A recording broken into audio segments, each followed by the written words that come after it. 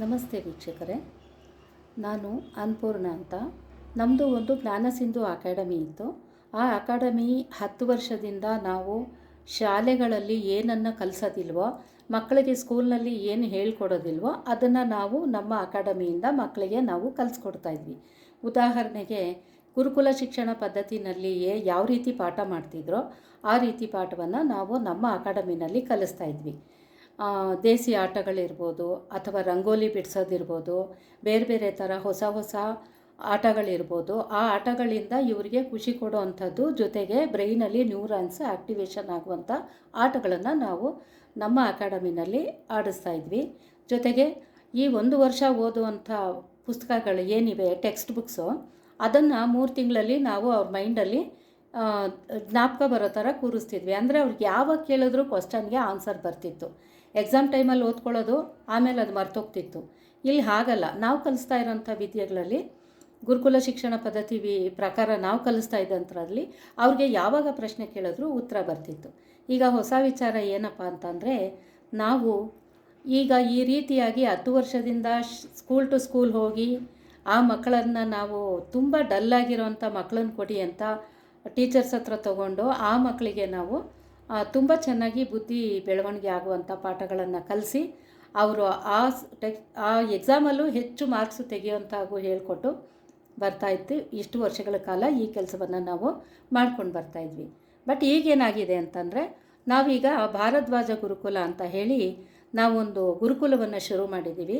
ಅಲ್ಲಿ ನಾವು ಈ ಮಕ್ಕಳಿಗೆ ಏನೆಲ್ಲ ವಿದ್ಯೆಗಳಿದೆಯೋ ಎಲ್ಲ ವಿದ್ಯೆಗಳನ್ನು ಕಲಿಸ್ಕೊಡೋದು. 1st ಸ್ಟ್ಯಾಂಡರ್ಡಿಂದ 10th ಸ್ಟ್ಯಾಂಡರ್ಡ್ ಮಕ್ಕಳವರೆಗೂ ನಾವು ಅಡ್ಮಿಷನ್ ಮಾಡ್ಕೋತಾ ಇದ್ದೀವಿ.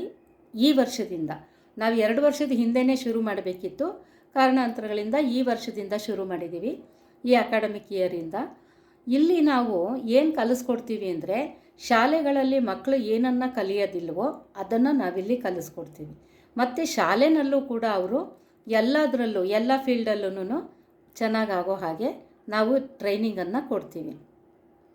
ಇಲ್ಲಿ ನಮ್ಮ ಗುರುಕುಲದಲ್ಲಿ ಹೇಗಪ್ಪ ಅಂತಂದರೆ, ಏನೇನೆಲ್ಲ ವಿದ್ಯೆ ಅಂದರೆ, ಉದಾಹರಣೆಗೆ ಈಗೆಲ್ಲ ಫೇಮಸ್ ಆಗಿಬಿಟ್ಟಿದೆ ನೋಡಿ, ಗಾಂಧಾರಿ ವಿದ್ಯೆ, ಗಣೇಶ ವಿದ್ಯೆ, ಏಕಲವ್ಯ ವಿದ್ಯೆ ಮತ್ತು ಕೆಲವು ವಿದ್ಯೆಗಳು ಅಂತ. ಯಾವ ವಿದ್ಯೆಯನ್ನು ಕಲಿತ್ರೆ ಎಲ್ಲ ವಿದ್ಯೆಯನ್ನು ಕಲಿತಾಗುತ್ತೋ ಅಂಥ ವಿದ್ಯೆಯನ್ನು ನಾವು ಬ್ರಹ್ಮವಿದ್ಯೆ ಅಥವಾ ಆತ್ಮವಿದ್ಯೆ ಅಂತ ಕರಿತೀವಿ. ಆ ರೀತಿ ವಿದ್ಯೆಗಳನ್ನು ನಾವು ಆ ಮಕ್ಕಳಿಗೆ ನಾವು ಕಲಿಸ್ಕೊಡ್ತಾ ಹೋಗ್ತಾ ಇರ್ತೀವಿ.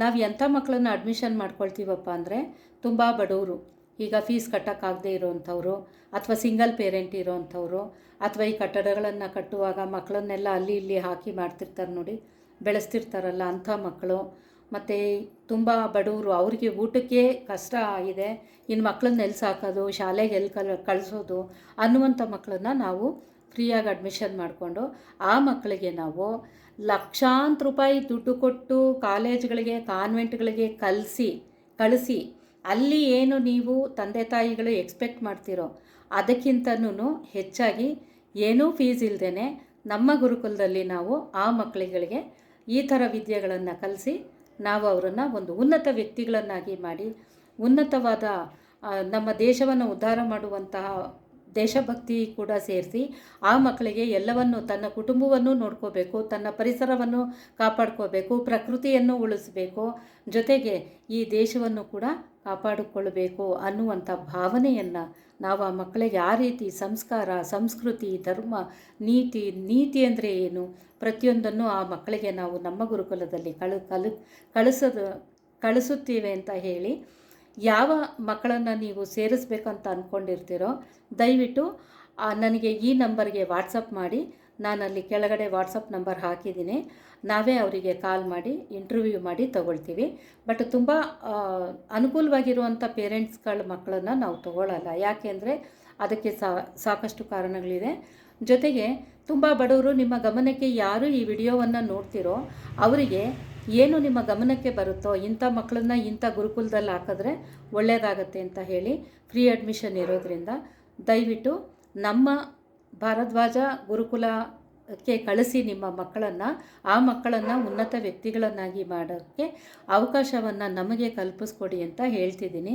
ಈ ಗುರುಕುಲ ಎಲ್ಲಿದೆಯಪ್ಪ ಅಂತ ಹೇಳಿದರೆ, ರಾಮನಗರದಲ್ಲಿ ಇದೆ. ರಾಮನಗರದಲ್ಲಿ ಕುರುಬರಹಳ್ಳಿನಲ್ಲಿ ಇದೆ.